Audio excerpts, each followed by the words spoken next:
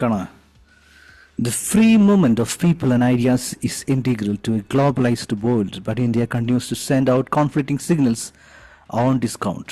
On the one hand, it wants to welcome technology capital and know how from all corners of the world, but on the other, it is also trying to insulate itself, feeling insecure about an alleged global conspiracy against it.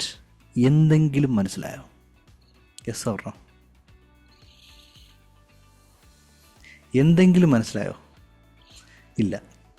അതാണ്, നമുക്കത് മനസ്സിലാവില്ല. അത് മനസ്സിലാവാത്ത രീതിയിലാണ് പത്രങ്ങളിൽ ഇത് എഴുതുന്നത്.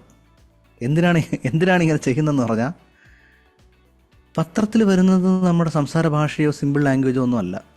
ഇത് മലയാള പത്രം എടുത്താലും അങ്ങനെ നല്ല. നിങ്ങൾ ഏതോ ഒരു ശങ്കരാടിയുടെ ഒരു സംഭവത്തിൽ ഒരു എന്താണ് പ്രകടനവാദികളും കേട്ടിട്ടുണ്ടോ? നിങ്ങൾ ആ ഡയലോഗ് കേട്ടിട്ടുണ്ടോ?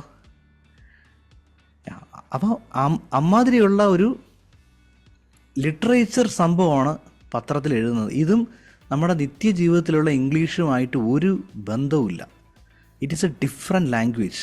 It's called written English. Written English അച്ചടി ഭാഷ. നമ്മൾ കമ്മ്യൂണിക്കേറ്റ് ചെയ്യാൻ നോക്കുന്നത് സ്പോക്കൺ ഇംഗ്ലീഷിലാണ്. ഇതുമായിട്ട് ബന്ധമേ ഇല്ല.